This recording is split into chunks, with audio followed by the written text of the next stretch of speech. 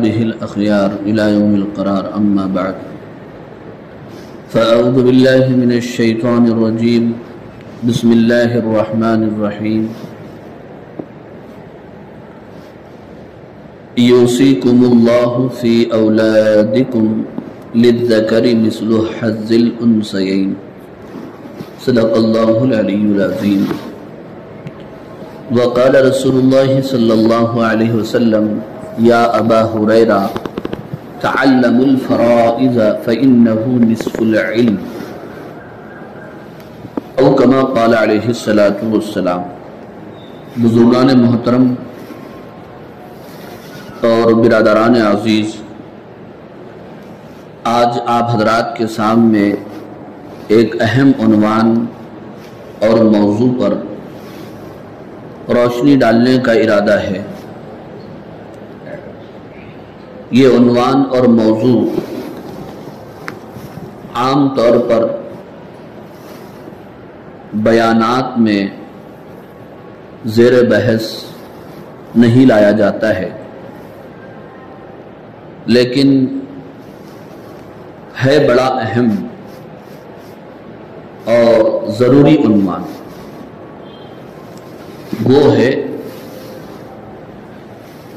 وراثت کے احکام و مسائل،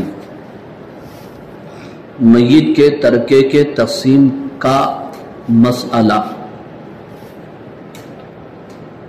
یہ عام طور پر آپ غور کریں تو معلوم ہوگا کہ بیانات میں، جمعہ کے خطبات میں اس عنوان کو چھیڑا نہیں جا رہا ہے،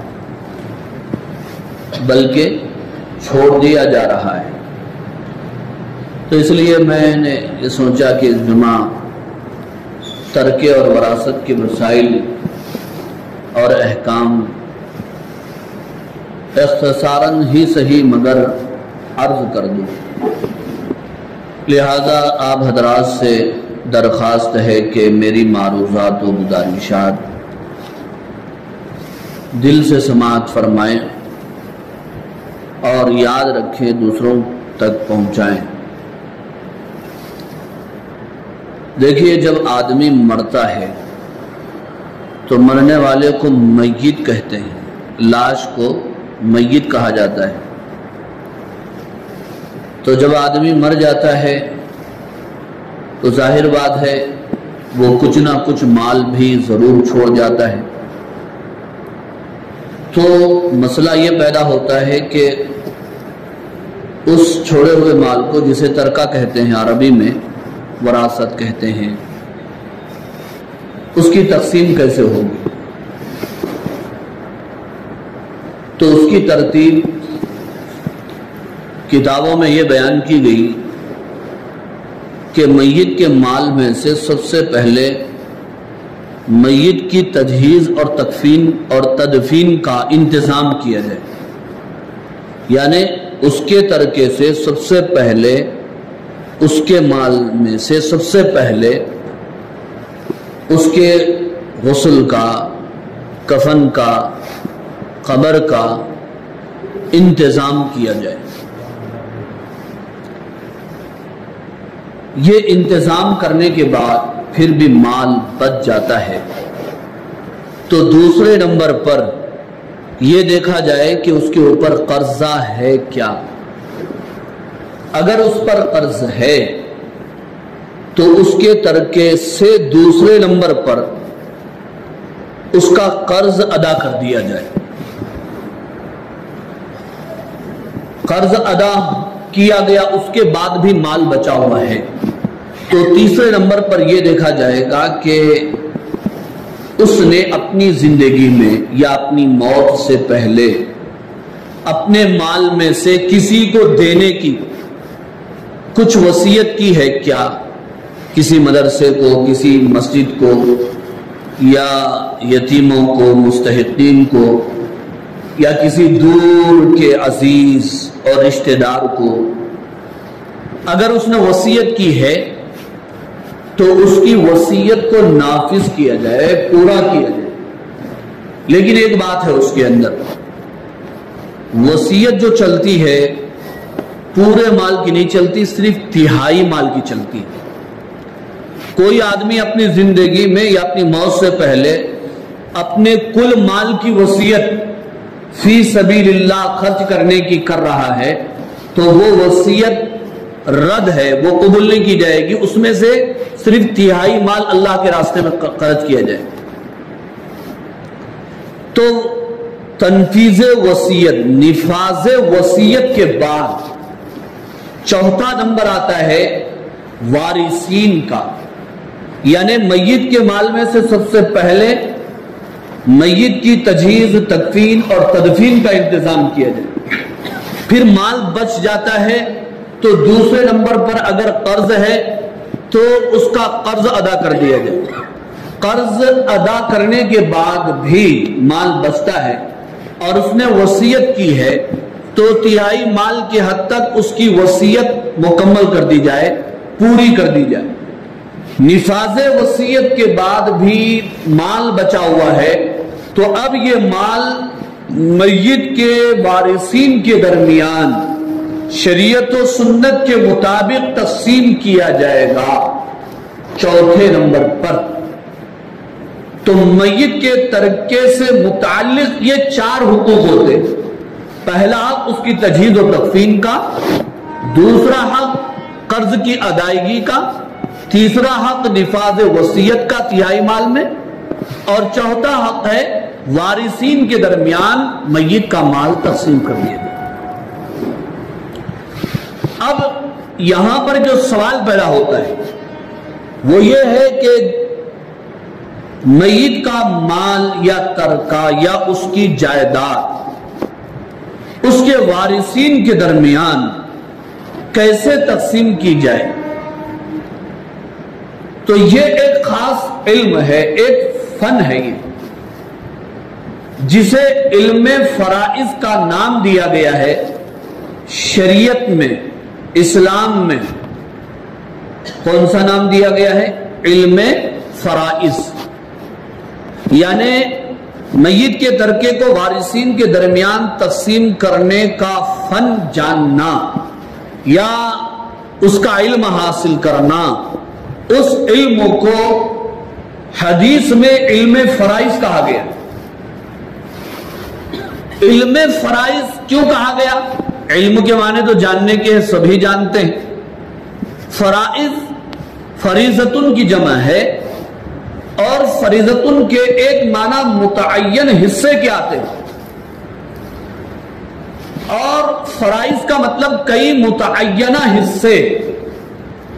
چونکہ وراثت کی جو تقسیم ہوتی ہے عموماً شریعت کی جانب سے، قرآن اور حدیث کی جانب سے وارثین کے حصے متعین ہیں۔ ماں کو کتنا، باپ کو کتنا، اولاد کو کتنا، بیوی کو کتنا، حقیقی بہنوں کو کتنا اور بھائیوں کو کتنا حصہ ملے گا، دادا کا حصہ کیا ہوگا میت کے مال میں، اور اس کی ترتیب ہے، اس کے احکام ہیں، اس کے مسائل ہیں۔ یہ نہیں کہ دادا آ کر کے کھڑا ہو جائے جمعہ کی بیان میں بھی سنا ہوں دادا کا بھی حصہ ہوتا ہے، تو مطلقاً نہیں ہے یوں ہی، باپ نہیں تو دادا ہے، ماں نہیں ہے تو دادی ہے، اولاد نہیں ہے تو پھر پوترے اور پوتریاں ہیں، اولاد نہیں ہے، بیٹا بیٹی نہیں ہے تو پھر حقیقی بھائی ہیں۔ یہ اسٹپ بائی اسٹپ یہ وراثت تقسیم ہوتی ہے۔ ایسا نہیں کہ کوئی بھی آ کر کے کھڑا ہو جائے کہ جمعہ کے بیان میں بھی سن لیا، وارثین کا حصہ ہوتا ہے لہذا میں بھی وارث ہوں مجھے بھی حصہ دے دیا جائے، ایسا نہیں ہے۔ اس کے مسائل ہیں، ترتیب ہے، اسی ترتیب سے وراثت کی ترکے کی تقسیم ہوتی ہے۔ لیکن بزرگوں اور عزیز دوستوں، آج کل ہمارے معاشرے میں، سوسائٹی میں وراثت کے تعلق سے، وراثت کے احکام کے تعلق سے بڑی کوتاہیاں پائی جا رہی ہیں اور حقوق پامال کیے جا رہے ہیں۔ جسے جو حق ملنا تھا وراثت میں وہ حق نہیں دیا جا رہا ہے اور حقوق مارے جا رہے ہیں، ظاہر بات ہے وہ ناجائز ہے۔ کل اللہ کے دربار میں جواب دہ ہونا ہوگا، حساب دینا ہوگا اللہ کے سامنے۔ میں ایک بات آپ کے سامنے رکھتا ہوں آپ کے علم کے لیے، وراثت اور ترکہ جو ہوتا ہے اس کی تقسیم کا مسئلہ جو پیدا ہوتا ہے قرآن اور سنت کے مطابق آدمی کی زندگی میں نہیں، آدمی کی موت کے بعد۔ آدمی جب تک زندہ ہے، باپ ہے مثال کے طور پر، زندہ ہے، اس کا اپنا مال ہے، اس کو اپنا اختیار ہے، وہ اپنے مال کا مالک ہے، مطلقاً مالک ہے، وہ جسے چاہے جتنا چاہے اپنی زندگی میں موت سے پہلے دے سکتا ہے۔ اسے کوئی پکڑ کر نہیں پوچھ سکتا کہ آپ نے فلاں کو کیوں دے دیا، فلاں کو اتنا مال کیوں دیا، نہیں۔ وارثین اپنے حصے کے دعوے دار اس وقت ہو سکتے ہیں جب آدمی مر جائے۔ میت کے مال میں وارثین دعوے دار ہو سکتے ہیں، مقدمہ دائر کر سکتے ہیں، اپنے حق کے لیے لڑ سکتے ہیں، سماج میں مسئلہ اٹھا سکتے ہیں، خاندان میں آواز اٹھا سکتے ہیں، مگر کب؟ جب کہ آدمی کا انتقال ہو جائے، انتقال کے بعد جو مال ہوتا ہے، میت کا جو مال ہوتا ہے، وہ ترکہ و وراثت کہلاتا ہے، اس میں وارثین دعوے دار ہو سکتے ہیں۔ لیکن یہ بات آپ سمجھ لیں کہ ایک آدمی کا انتقال نہیں ہوا ہے، وہ ابھی زندہ ہے، کوئی باپ ہے وہ زندہ ہے۔ اب زندہ شخص کے مال میں کھڑے ہو جائیں، بیٹے کھڑے ہو جائیں، بیٹیاں کھڑی ہو جائیں، ماں کھڑی ہو جائے، باپ کھڑا ہو جائے کہ میرا اس میں حصہ ہے ابھی دے دو، کوئی نہیں اس طرح دعویٰ نہیں کر سکتا، وہ تو شریعت کے خلاف۔ آدمی زندہ ہے، وہ تنے تنہا اپنے مال کا مالک ہے اور اپنے مال کے سلسلے میں وہ مختار کل ہے، اس کو پورا اختیار ہے، وہ اپنا مال جیسے چاہے ویسے خرچ کر سکتا ہے شریعت کے حدود میں۔ لیکن وہ زندہ ہے، مرا نہیں ہے، میت نہیں ہے، وہ مرحوم نہیں ہے، اس کے مال میں کوئی دعوے دار پیدا نہیں ہو سکتا۔ ہاں الا یہ کہ اس نے کسی سے قرضہ لیا تھا یا کسی سے کچھ معاملہ کیا تھا، وہ بات الگ ہے۔ لیکن وراثت اور ترکے کی بنیاد پر وارثین زندہ آدمی کی زندگی میں کھڑے ہو جائیں، ہم کو بھی حصہ دے دیا جائے، کوئی نہیں کھڑا ہو سکتا، یہ غلط بات ہے، جائز نہیں۔ مرنے کے بعد جو ہے جو وارثین ہیں وہ دیکھیں، کتاب پڑھیں، مسائل معلوم کریں، علماء سے ملے، مفتیوں سے رجوع ہوں اور رجوع ہو کر کے اپنے حق کو، اپنے مال کو لے، یہ حق ہے، وہ کر سکتے ہیں، مقدمہ لڑ سکتے ہیں۔ زندہ آدمی زندہ ہے، وہ اپنے مال میں مختار کل ہے، وہ جسے چاہے دے، جسے چاہے نہ دے، وہ اپنے طور پر رکھ لے، کوئی اسے پوچھ نہیں سکتا۔ لیکن ایک بات میں آپ کو یہ بتاتا چلتا ہوں، عام طور پر ایسا بھی ہوتا ہے، لوگ یہ چاہتے ہیں کہ میری موت کے بعد اولاد کے درمیان، رشتہ داروں کے درمیان، وارثین کے درمیان جھگڑے نہ ہو، اختلافات نہ ہو، لڑائیاں نہ ہو، یہ سوچ کر بعض والدین یا بعض باپ اپنی ہی زندگی میں اپنی اولاد، اپنے وارثین کے درمیان مال بانٹ دینا چاہتا ہے، اپنا مال بانٹ دینا چاہتا ہے۔ تو اب وہ کیسے بانٹے؟ کیا اسی طریقے سے بانٹے جو موت کے بعد ملتا ہے؟ کیا دوسرے طریقے سے بانٹے؟ یہ جو میں آپ کے سامنے باتیں رکھ رہا ہوں، یہ سمجھ لیجئے جہاں ایک شریعت کی روشنی میں، وہیں پر میری بعض باتیں مشورے کے طور پر ہوں گی، آپ اسے پکڑ نہیں سکتے، پکڑ کر کے نہیں صاحب ایسا ہی ہونا ہے، میں نے تو یہ کہا کہ بھئی جب تک آدمی زندہ ہے اس کا اپنا ذاتی مال ہے، اس میں وراثت اور ترکے کی بنیاد پر کوئی وارث کھڑے ہو کر دعویٰ نہیں کر سکتا، ٹھیک ہے، لیکن میں نے آپ کے سامنے یہ بھی عرض کیا کہ بعض والدین یہ چاہتے ہیں کہ ہماری زندگی کے بعد اولاد کے درمیان، وارثین کے درمیان لڑائیاں نہ ہو، اختلافات اور جھگڑے نہ ہو، تو وہ اپنی زندگی ہی میں اپنا مال تقسیم کر دینا چاہتے ہیں۔ تو میں یہ کہتا ہوں کہ اگر آپ کو اپنے وارثین پر، اپنی اولاد پر بھروسہ ہے، مال تقسیم کرنے کے بعد بھی وہ آپ کی خدمت کریں گے، ٹھیک ہے، آپ تقسیم کر دیجیے، ورنہ آج کل یہ دنیا مادیت کا دور ہے، پیسے سے محبت ہے، باپ ماں اولاد محبت خلوص یہ سب دھری کی رہے گی، یہ قصے پارینہ بن چکے ہیں۔ مال ایک ایسی چیز ہو چکی ہے کہ مال سے محبت ہے، اولاد ماں باپ کو کچھ نہیں سمجھ رہی، ماں باپ اولاد کو کچھ نہیں سمجھ رہے ہیں۔ مال ہے تو محبت ہے، مال نہیں ہے تو پھر کچھ بھی نہیں ہے۔ اگر کوئی ماں باپ یہ سمجھتے ہیں کہ اگر ہم اپنی زندگی میں مال تقسیم کر دیں تو اس کے باوجود ہماری اولاد ہماری خدمت ضرور کرے گی، گھر سے باہر نہیں نکالے گی، تو پھر آپ تقسیم کر سکتے ہیں، بہت اچھی بات ہے، تاکہ آپ کی موت کے بعد لڑائیاں نہ ہو، جھگڑے نہ ہو، اختلافات نہ ہو، آپ کے وارثین کے درمیان مقدمات کھڑے نہ ہو۔ لیکن آپ یہ سمجھتے ہیں کہ میں اگر بانٹ دیا تو سب مال لے لیں گے، پھر ماں باپ کو جو ہے خلاص بھکاری بنا دیں گے، ایسا بھی ہوتا ہے۔ تو اس لیے ہم ہوشیار، انتباہ، خبردار، سب اپنا اپنا حصہ لے لیا، بانٹ کے دے دیے، پھر اس کے بعد کوئی آپ کو دینے والا نہیں۔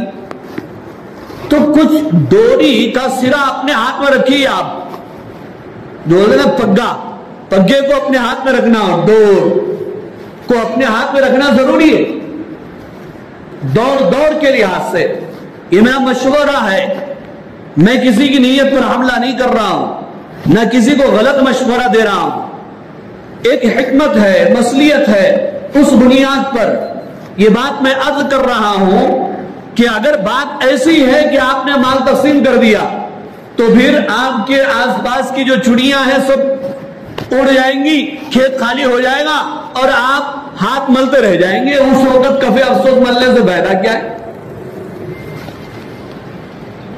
آپ کو اپنے بچوں کے پیچھے، وارثین کے پیچھے چلنا پڑے گا، ان سے بھیک مانگنا پڑے گا، ان کے سامنے ہاتھ پھیلانا پڑے گا، ان کے سامنے اپنا دامن پھیلانا پڑے گا۔ چلو آپ یہ سمجھتے ہیں کہ صاحب نہیں، میرے بچے ویسے نہیں ہیں، میرے وارثین اور میری اولاد ایسی نہیں ہے، لہذا میں اپنی زندگی ہی میں اپنے مال کو اپنی اولاد کے درمیان تقسیم کرنا چاہتا ہوں، تو پھر تقسیم کیسے کریں گے آپ؟ کیا تقسیم اسی طرح کریں گے آپ جو آپ کی موت کے بعد آپ کے ترکے میں شریعت نے تقسیم کا طریقہ بتایا ہے؟ کیا اسی طریقے سے کریں گے، یا آپ زندہ ہیں، آپ اپنے مال کے مالک ہیں، آپ اپنی مرضی سے اپنے حساب سے تقسیم کریں گے؟ آپ بتائیے۔ تو اس میں آپ کو اختیار ہے، آپ یہ چاہتے ہیں کہ میری موت کے بعد جس طرح شریعت نے میرے مال کی تقسیم ہوتی ہے یا ہوگی، میں اپنی زندگی میں ہی تقسیم کرنا چاہتا ہوں۔ کیا ہے شریعت نے کیا بتایا؟ ایک مثال، للذکر مثل حظ الانثیین، اولاد ہے، بیٹے بھی ہے بیٹیاں بھی ہے، تو مسئلہ یہ ہے کہ بیٹوں کو ڈبل اور بیٹیوں کو سنگل حصہ ملتا ہے۔ میں تقسیم کی ایک مثال آپ کو بتاتا ہوں، مثال دے رہا ہوں، پورے مسائل بیان نہیں کر رہا ہوں، مثال کو پکڑنا نہیں، مثال سمجھنے کے لیے ہے، مثال پکڑنے کے لیے نہیں۔ مثال کے طور پر سمجھ لیجئے کہ ایک میت کو ایک بیٹا اور ایک بیٹی ہے، بیٹے کو ڈبل اور بیٹی کو سنگل لینا ہے، تو مال کی تقسیم کیسے کریں گے؟ تو بیٹے کے 2 حصے ہو گئے اور بیٹی کا 1 حصہ ہو گیا، تو کل ملا کر کے 3 حصے ہو گئے۔ تو میت کا جتنا مال ہوگا اس کے آپ کتنے حصے کریں گے؟ 3 حصے کریں گے. 2 حصے بیٹے کو دے دیں گے, 1 حصہ بیٹی کو دے دیں گے.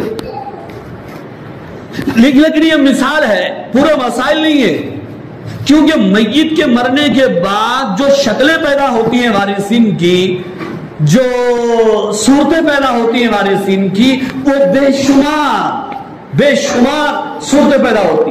کہیں ایسا ہوتا ہے آدمی مر گیا, اس کا کوئی بھی نہیں, ایک بیٹا ہے ایک بیٹی ہے, جیسا مثال میں دی. اور کہیں ایسا ہوتا ہے 2 بیٹے ہوتے ہیں ایک بیٹی ہوتی ہے. کہیں ایسا ہوتا ہے ایک بیٹا ہے 2 بیٹیاں ہیں. کہیں ایسا ہوتا ہے صرف ایک بیٹی ہے, بیٹا بیٹی کچھ نہیں, ایکولتی بیٹی ہے. تو اس میں کیا ہے, اس کو آدھا ملے گا اور بقیہ دوسرے لوگوں کو جائے گا. بھائی ہے میت کی, بہنیں ہیں میت کے, باپ ہے میت کی, بیوی وہاں پر جائے گا. کبھی ایسا ہوتا ہے کہ بیٹا نہیں ہے, صرف 2 بیٹیاں ہیں, 2 سے زائد بیٹیاں ہیں, تو 2/3 ملے گا. اس کو ثلثان کہتے ہیں, جسے قرآن نے خود بیان کر دی. اور کبھی ایسا ہوتا ہے صرف بیٹے ہوتے ہیں, بیٹیاں نہیں ہوتی, تو وہاں پر بیٹوں کے درمیان برابر تقسیم ہو جاتی. اور کبھی ایسا ہوتا ہے کہ کوئی ایک آدمی مرا, اس کی بیٹیاں بھی ہے, بیٹے بھی ہیں, بیوی بھی ہے, باپ بھی ہے, ماں بھی ہے. ماں کو بھی حصہ ملتا ہے. میت کی اولاد اگر موجود ہے تو ماں کو 6واں حصہ ملتا ہے, باپ کو بھی جو ہے حصہ ملتا ہے, پھر اولاد کو بھی حصہ ملتا ہے. یہ ساری شکلیں بیان کی گئی ہیں کتابوں کے اندر. عام طور پر آج کل مرد حضرات تو اپنا حصہ نہیں چھوڑے, مکمل لے رہے, لیکن عورتوں کے حصوں کو نظر انداز کر دیا جا رہا ہے. اب لوگ یہ کہتے, بعض لوگ کہتے ہیں کہ نہیں صاحب وہ بیٹی کا جو حصہ ہے نا, جب شادی ہوئی تھی تو شادی کی وقت دے دی. یاد رکھیے جہیز وراثت نہیں, جہیز کا جو سامان بیٹیوں کو شادی کے موقع پر دیا جاتا ہے وہ وراثت کا حصہ نہیں ہے, وہ ترکے میں ہرگز نہیں آتا ہے. وہ آپ کی مجبوری ہے, یہ وہ باپ کی مجبوری ہے. بیٹی کی شادی کے لیے وہ خرچ کر رہا ہے, وہ اس کی اپنی مجبوری ہے, وہ وراثت نہیں ہے, وہ باپ کا ترکہ نہیں ہے. باپ جب مرے گا ترکہ وہ چھوڑے گا, اس میں بیٹیوں کو بھی حصہ ملے گا, سنگل ہی سے. للذکر مثل حظ الانثیین, قرآن نے بیان فرما دی کہ بیٹوں کو ڈبل حصہ ملے گا اور بیٹیوں کو سنگل حصہ. ایک مسئلہ یہ دشمنان اسلام کی طرف سے اٹھایا جاتا ہے, اعتراض کیا جاتا ہے اسلام میں انصاف نہیں ہے. کیوں؟ اس لیے انصاف نہیں ہے کہ بیٹیوں کو سنگل اور بیٹوں کو ڈبل حصہ. دعویٰ تو کرتے ہیں کہ اسلام میں انصاف ہے, مساوات ہے, عدل ہے. ان اللہ یأمر بالعدل والاحسان. خطبے میں آیت کریمہ پڑھی جا رہی ہے کہ اللہ تعالیٰ تو انصاف کا حکم دیتے ہیں. پھر یہ کیا ہے؟ اس کا آپ کے پاس جواب کیا ہے؟ کیا جواب ہے آپ کے پاس؟ بیٹوں کو ڈبل اور بیٹیوں کو سنگل انصاف نہیں ہے. پوچھنے والا آپ سے پوچھ رہا ہے, آپ کے پاس اس کا جواب کیا ہے؟ ہم تو جمعہ کے خطبے میں بیان میں فرسٹ سے آتے نہیں, لاسٹ میں آتے, فرسٹ میں نکل جاتے, اور ٹائمنگ سب جگہ معلوم ہے کہاں کون سا ٹائم چل رہا ہے. بزرگوں اور عزیز دوستوں, میں آپ کو بتاتا ہوں, بیٹیوں کو سنگل حصہ دے کر اسلام نے بیٹیوں پر, عورتوں پر رحم اور فضل کیا ہے, کرم کیا ہے. اگر آپ انصاف کی نظر سے دیکھیں تو بیٹیوں کو وہ بھی نہیں ملتا. کیوں صاحب؟ اس لیے نہیں ملتا, جو خرچوں کی جو ذمہ داری ہے, نوٹ خرچ کرنا, یہ ذمہ داری زیادہ تر مردوں کی ہے, عورتوں کی ہے؟ جی مردوں کی ہے نا بھائی. عورتوں کی کون سی ذمہ داری ہے پیسے خرچ کرنے کی, بتائیے. ایک آدمی اگر باپ ہے, مرد ہے, باپ ہے, اس کے اوپر اولاد کا خرچہ, بیوی کا خرچہ, ماں کا خرچہ, بہنوں کا خرچہ ہے. اگر بیٹا ہے, بہنوں کا خرچہ, ماں کا خرچہ, باپ کا خرچہ ہے. اگر وہ شوہر ہے بیوی کا خرچہ ہے، اولاد کا خرچہ ہے، اگر وہ بھائی ہے تو بہنوں کا خرچہ، باپ کا خرچہ. مرد کسی بھی حالت میں ہے اس کے پیچھے ایک نہیں 4 خرچے لگے ہوئے. اور عورت اگر ہے وہ کسی بھی حالت میں ہے تو آپ بتائیے اس کے اوپر کس کا خرچہ ہے؟ بیٹی ہے تو اس کا خرچہ اس کے باپ پر ہے، بہن ہے، باپ نہیں ہے تو بھائی کے اوپر اس کا خرچہ ہے. اگر وہ کسی کی بیوی ہے شوہر کے اوپر اس کا خرچہ ہے. بیوہ ہو چکی ہے تو بھی اس کے جو مرد رشتہ دار ہیں ان کے اوپر اس کا خرچہ ہے. عورت کے اوپر کس کا خرچہ ہے؟ کس کا بھی خرچہ نہیں. لیکن پھر بھی شریعت نے ایک حصہ دے کر آپ مجھے بتائیے عورت کے اوپر رحم کیا نہیں کیا؟ اور مردوں کو ڈبل حصہ شریعت نے اس لیے دیا، ان کے پیچھے ذمہ داریاں زیادہ ہیں، خرچے ان کے پیچھے زیادہ ہے، ان کے پیچھے جھنجٹ زیادہ ہے. اس بنیاد پر ان کو ڈبل حصہ دیا گیا. آپ اعتراض نہیں کر سکتے. ارے ہم پر کیا اعتراض کرتے ہو؟ پہلے تم اپنے اپنے گریبانوں میں جھانک کر دیکھو، اپنے مذاہب کے اندر دیکھو عورتوں پر کتنا ظلم کیا جاتا. اسلام آنے سے پہلے عورتوں کو وراثت میں حصہ ہی نہیں دیا جاتا تھا. زمانے جاہلیت میں لوگوں نے یہ اصول بنا رکھا تھا کہ وراثت اسے ملنا چاہیے جو جنگ کے میدان میں کام آتا. لہذا وہ لوگ عورتوں کو اور چھوٹے بچوں کو حصہ نہیں دیتے تھے. عورتوں کو اور چھوٹے بچوں کو حصہ نہیں دیتے تھے اور یوں کہتے تھے چھوٹے بچے بھی جنگ کے میدان میں کام نہیں آتے، لڑنے کے لیے کام نہیں آتے، عورتیں بھی لڑنے کے لیے کام نہیں آتی. وراثت سے محروم کر دیا جاتا تھا، بیوہ کو محروم کر دیا جاتا تھا، یتیم لڑکیوں کو محروم کر دیا جاتا تھا. مذہب یہودیت میں آج بھی صرف بیٹوں کو حصہ دیا جاتا ہے وراثت کے اندر. عیسائیت میں تو پوچھئے مت کہ اس کے اندر کتنا خرد برد ہے، ظلم اور ستم ہے وراثت کے سلسلے. بات آپ کے سامنے جو چل رہی تھی وہ یہ چل رہی تھی کہ اگر موت کے بعد کا مسئلہ ہے ترکہ، وہ تو شریعت کے حساب سے تقسیم ہوگا. لیکن ایک آدمی اپنی زندگی میں اپنا مال تقسیم کرنا چاہتا ہے تو وہ کیسے تقسیم کرے؟ تو اس کے سامنے 2 شکلیں ہیں، 2 صورتیں. ایک صورت تو یہی ہے کہ وہ اسی طرح تقسیم کر دے جس طرح موت کے بعد شریعت میں تقسیم کرنا ہے. بیٹوں کو ڈبل، بیٹیوں کو سنگل، وہ تقسیم کر سکتا ہے اسی طریقے سے. لیکن وہ اس طرح تقسیم کرنا نہیں چاہتا، وہ سب کو برابر برابر دینا چاہتا ہے. بیٹوں کو بھی بیٹیوں کو بھی دے سکتا ہے. بلکہ بعض احادیث کے مفہوم میں یہ بات آئی، زندہ آدمی اگر اپنا مال اپنی اولاد کو دے رہا ہے وہ ترکہ نہیں ہے، وہ وراثت نہیں ہے، وہ اس کا چھوڑا ہوا مال نہیں ہے، وہ زندگی میں تقسیم کر رہا ہے. وہ ہدیہ ہے، وہ تحفہ ہے، وہ عطیہ ہے، وہ تحفہ ہے، وہ ہدیہ ہے، وہ ہدیہ تقسیم کر رہا ہے. اور ایک باپ کو چاہیے کہ جب وہ اپنی اولاد کے درمیان تحفہ دے تحفے کے اندر برابری کرے. یہ رائے ہے، مسئلہ نہیں. اگر وہ اونچ نیچ کرتا ہے اور آگے پیچھے کرتا ہے، کم زیادہ کرتا ہے، گنہگار تو نہیں ہوگا، لیکن اس کو ایک رائے دی جا رہی ہے، اس کو ایک صلاح دی جا رہی ہے کہ وہ برابر برابر تقسیم کرے تاکہ اولاد کو احساس سے کمتری نہ ہو، محبت میں مساوات معلوم ہو، لڑائی جھگڑے نہ ہو.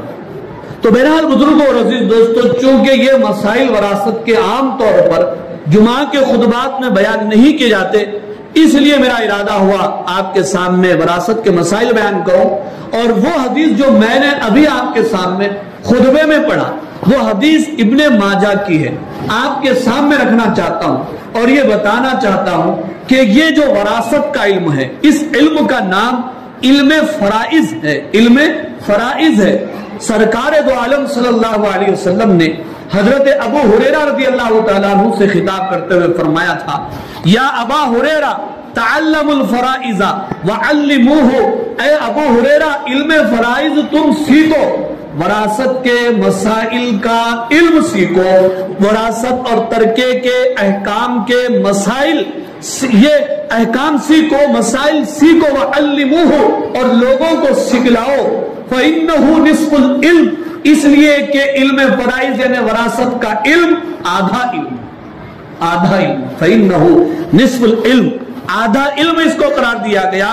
اور آگے حضور نے یہ بھی فرمایا کہ امت کے درمیان میں سے سب سے پہلا علم جو بھلا دیا جائے گا وہ ہے علم فرائض، وراثت کا علم، یہ بھلا دیا جائے گا۔ چنانچہ اس حدیث کے مطابق آپ دیکھیں، غور کریں تو پتہ چلے گا آج امت کے درمیان وراثت کے علم کی طلب نہیں رہی، اور وراثت کے علم کو بتانے والے، جاننے والے بھی نہیں، کیونکہ ہم کو تو عمل ہی کرنا نہیں ہے، مسئلے پوچھنے لگے تو الٹا مصیبت ہمارے اوپر پڑتی۔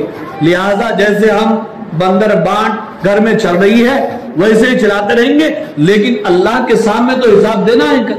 قرآن نے باضابطہ آیت سورہ نساء میں نازل فرما، یوصیکم اللہ فی اولادکم للذکر مثل حظ الانثیین، فرما دیا کہ اللہ تمہارے اولاد میں تم کو وصیت کرتا ہے، بیٹوں کو جس طرح حصہ دیا جا رہا ہے بیٹیوں کو بھی دو، عورتوں کے بھی حقوق کو پامال مت کرو، ان کے حصوں کو بھی جو دو، قرآن نے باضابطہ جو بیان کیا۔